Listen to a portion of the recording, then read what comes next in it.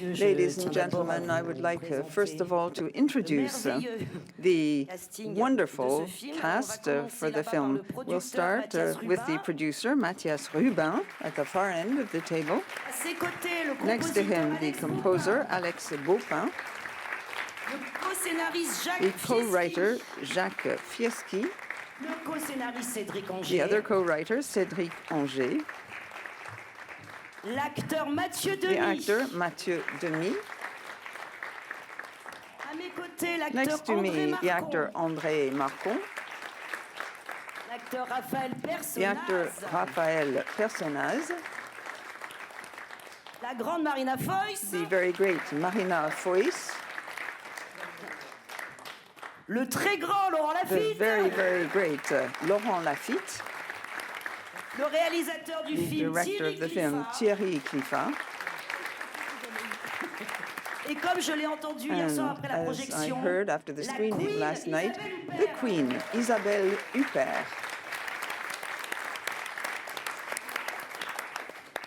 Alors, en attendant que vous posiez vos questions, we'll wait for you to ask your questions, so I'll get the ball rolling myself.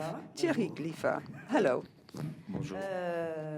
Comme ça, d'emblée, le désir de cette histoire, justement. Did you want to portray this story that concerns a family? Why this adaptation of real events? At what point in time did you want to take up this story, this fascinating story? L'envie d'en faire un film est venue. I wanted to make a film. The idea occurred to me when I realized there was material for a film there. In other words, had it been just a fiction, some very commonplace but famous event, I wouldn't have been so interested.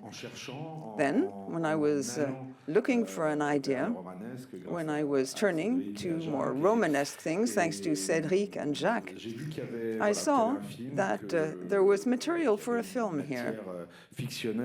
There was also scope for a fiction. What I also wanted to do was to show this fascination for the extremely rich. It's not the kind of person you normally see in France, those who are in the very upper classes, the Catholic, French industrial magnates. These people weren't just archetypes, these people are actually people, real people with ambitions, with deceptions, sadness. So there was stuff for a film which would be something between a tragedy and a farce, basically. I'd like to take this opportunity to ask a question to the two co-writers. How did you deal with these real facts and then twist them, change them? In other words, how did you change these real facts and turn them into fiction and into a tragic comedy? What we wanted to do, of course, was to focus, first of all, on the characters, because there can be no fact without characters, so we wanted to focus a lot on the characters. What's interesting in this story is the relationship between them, a very complex relationship, so very complex, in fact, that one can make not a caricature, but one can play around with all this ambivalence you see in the film. It was a great pleasure to work with these characters and to be able to write some very striking lines. There's a lot of melancholy in the film, of course, as these are characters which are ironical, they are critically looking at each other. We could have a lot of fun with the writing. What's interesting, I think, is not to produce a best-of menu, something like Madame Bovary. The idea was to do something different from what another director might do with these facts. The idea, as Thierry was saying, was to produce practically an operette with the characters. Well, I was keenly interested from the very outset. I thought that the story would be very Romanesque, and we could, of course, develop these characters. It was lots of fun to try and be with them, understand them, without actually judging. Things were very joyful and then became a bit darker as the story unfolds. The characters are very complex, of course. They're theatrical, they have secrets, they have innermost feelings and desires, and we wanted to portray all that in the characters, their relationship with money as well. They're sick in a way because of all their money. It's very flamboyant and theatrical, like the character portrayed by Laurent Lafitte. There's a puritanical streak at the same time. Frédéric mentioned this. And everything focuses on the queen bee, who is portrayed so admirably by Isabelle Huppert.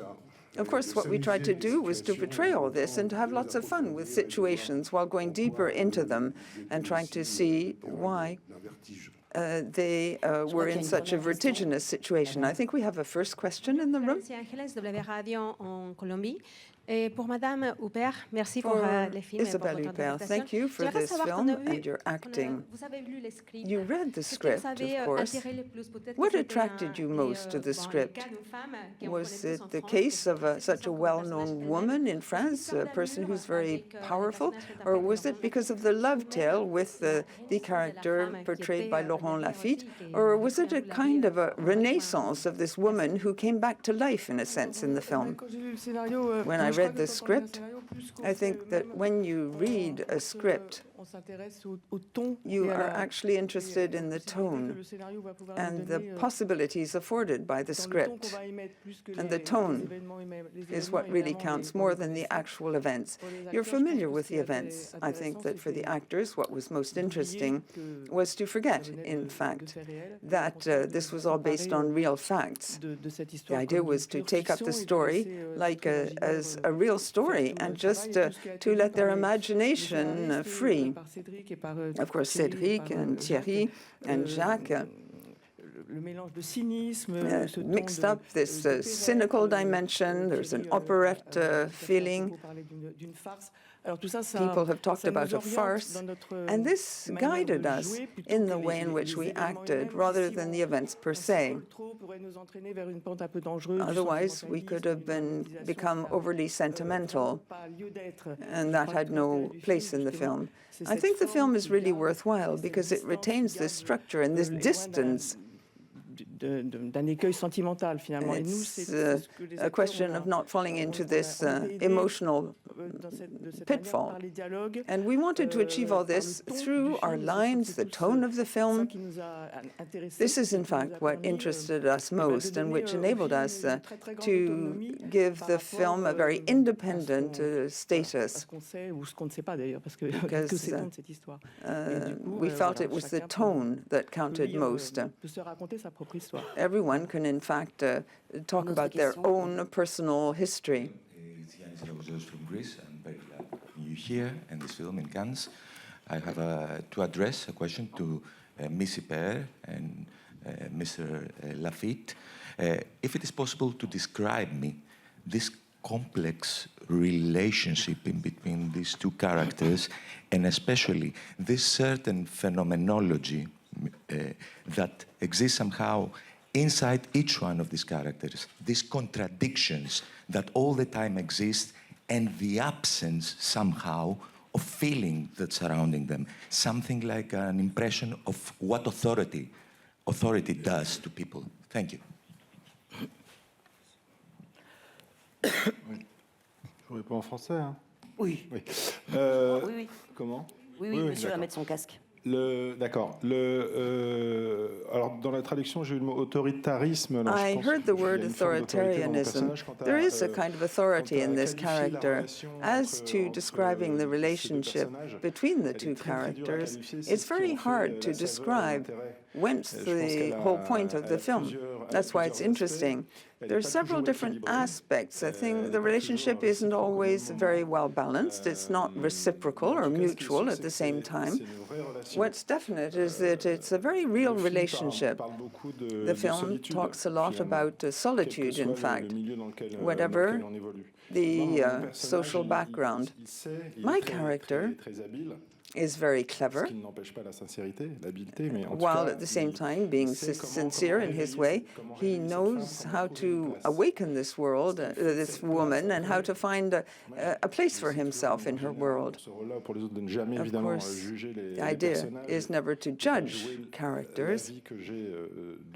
The idea is just to act in the most real way possible, respecting the choice of the writers and the director. The situation is based on his downfall, in fact, but the idea is to imagine the situation. I can't, of course, have any different vision of things. It's true that he has a given authority. He has something quite powerful and intrusive about him. Sometimes he's even very vulgar. It goes to that extent. However, he has only one interlocutor, which is the character portrayed by Isabelle. So long as she's pleased with what he does, it's fine. But during that luncheon scene, there's a sort of a breakdown in the relationship. Basically, she has so much authority that she doesn't need any more. She has this tremendous certainty. It's almost unimaginable, in fact. She is, after all, the richest woman in the world. So nothing can really make her doubt the fact, make her feel a sense of failure. She has this natural authority about her, so she has no doubts. She can give herself this luxury, so to speak, because she's a woman who can have everything she dreams of. Suddenly, she decides perhaps to have less luxury. That's not much of a sacrifice for her, of course, as she says. And then, indeed, she allows herself to be perhaps not manipulated. It's not manipulation, really, because she benefits from it. The feelings unknown to the characters all add up.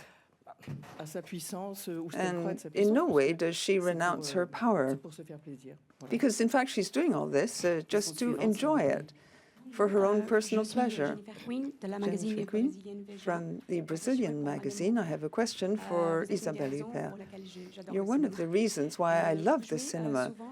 You often portray characters who are psychologically very powerful. I'd like to know why you chose these characters in these films. Are there things in all the films you act in which account for your choices? Well, I'm not the person who chooses my characters. I think I've just been very fortunate. It's a huge privilege to be selected for a given film. I don't know whether the characters are complex. Perhaps there are characters who ask more questions than provide answers, but that's the strength of the cinema. It asks more questions than it answers. In any event, I don't ask myself all that many questions when I decide to play a given part. Then I place my full trust in the director.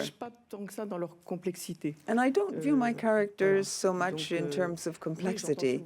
Of course, a lot of people say that my characters are very complex, but that's not the way I really sense them. They're not all that simple, granted. But I place my trust in the cinema, too. I think it's the film, it's the cinema, which is telling the story. So I feel quite reassured in that respect. Truly, I believe that it's the film that shows what the actors are saying and portraying. In fact, it's the film that talks about us rather than we as actors talking about ourselves.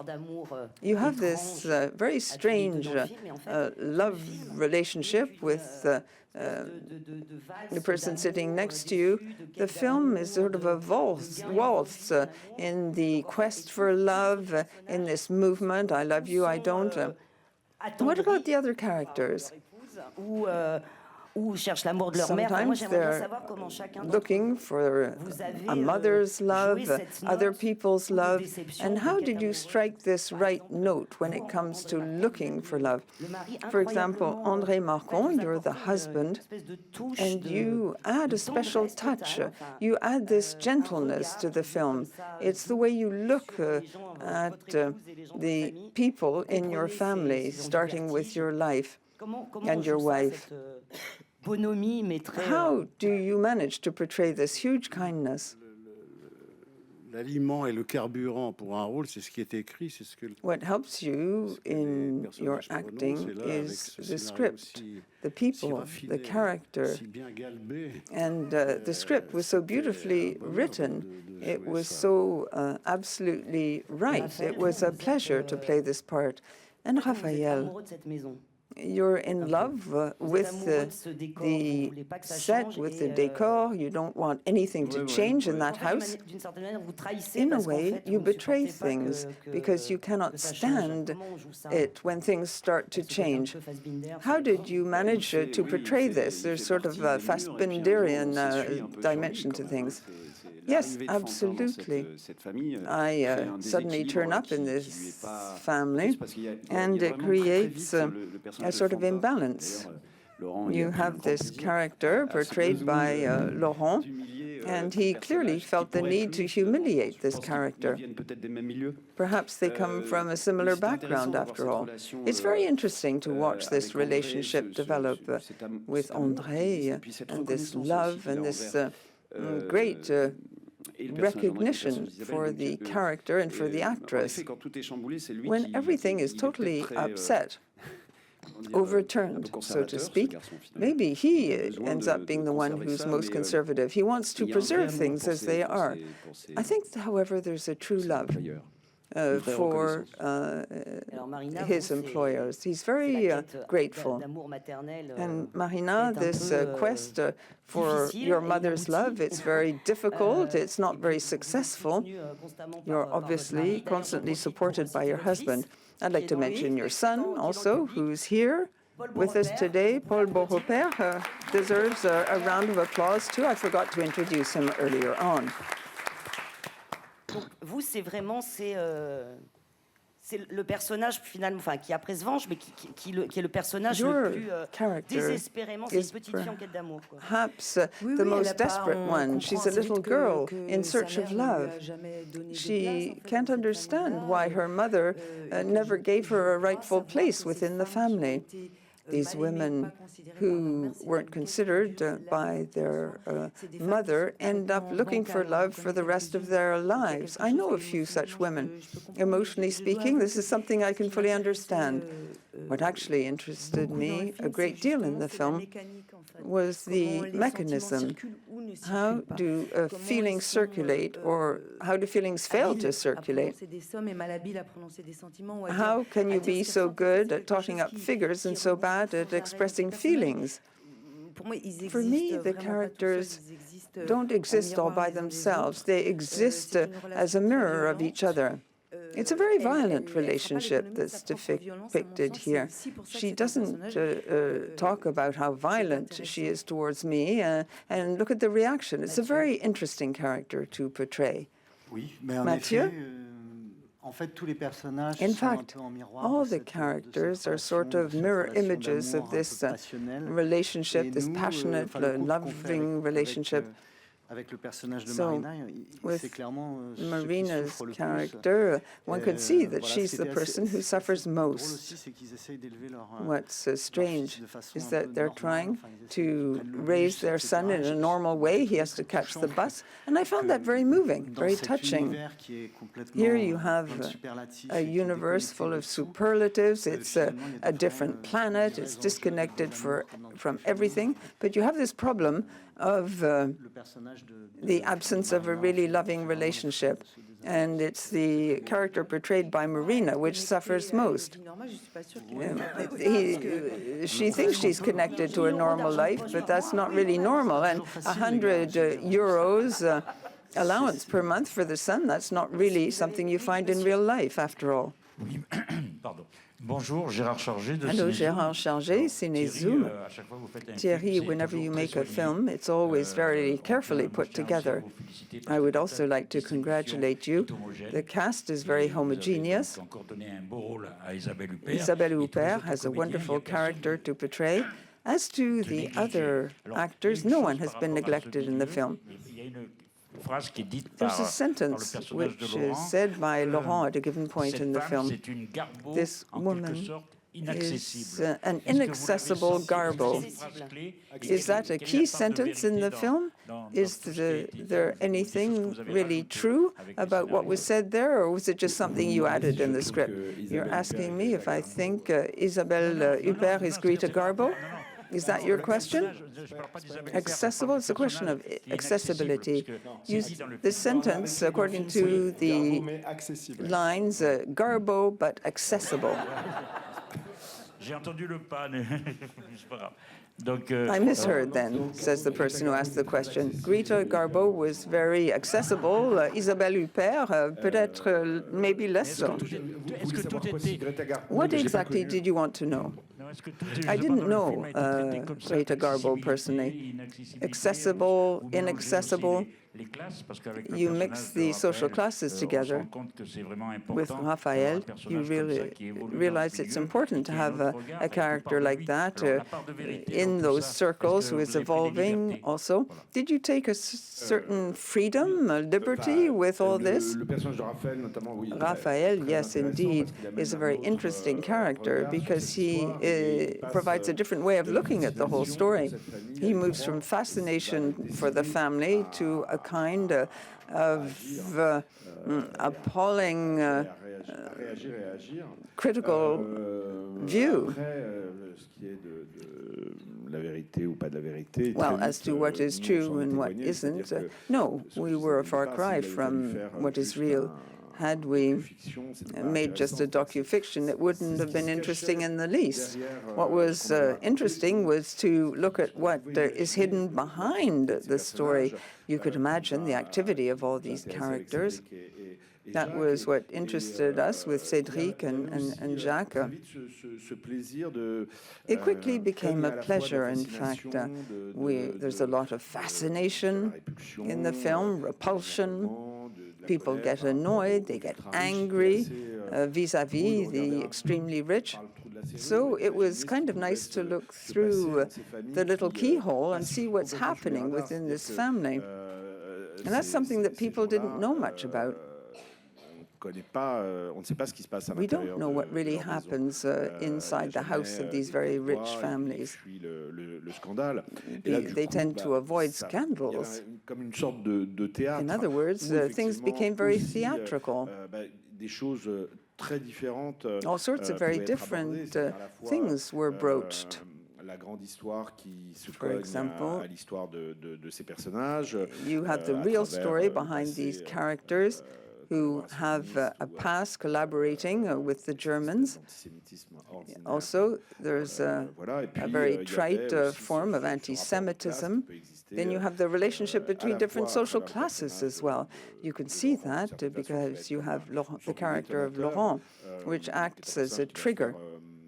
He's a character who really removes the glitter, the varnish,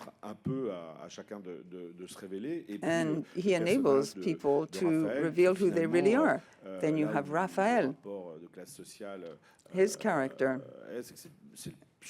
who highlights the various social classes, and he's going to be crushed in the end, because as he says, he's someone who was never able to work again in the house of a really aristocratic family. So I can't remember what your question is. We started with Greta Garbo. Moi, j'aimerais bien vous poser des questions sur la mise en scène. Il y a the directing.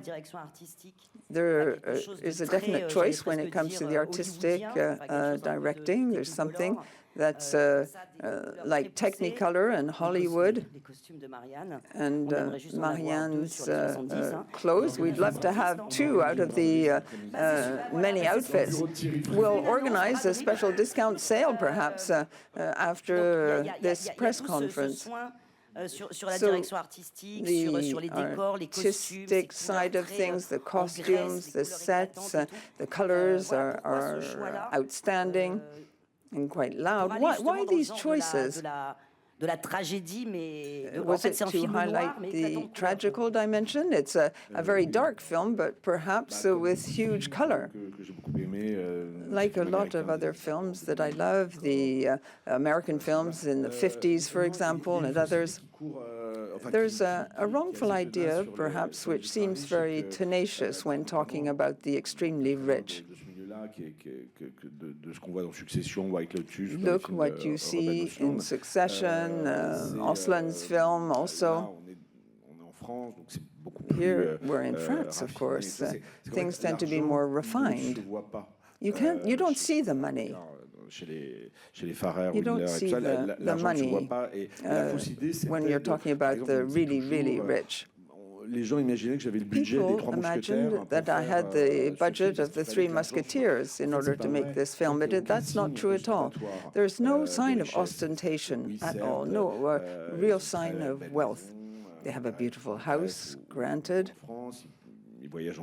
They travel in a private jet.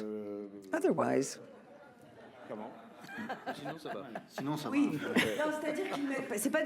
in other words, these are not people who flaunt their wealth, but they do have very beautiful outfits by well-known designers.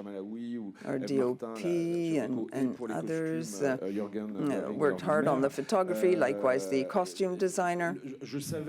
I knew that things would be almost subliminal. However, that would lend the film its real identity. It's very important. What's important is what you see without necessarily noticing it.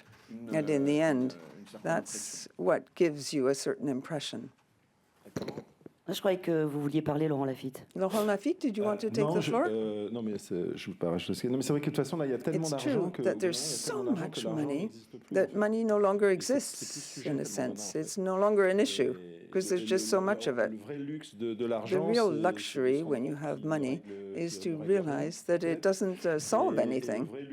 The real luxury enjoyed by Marianne is my character.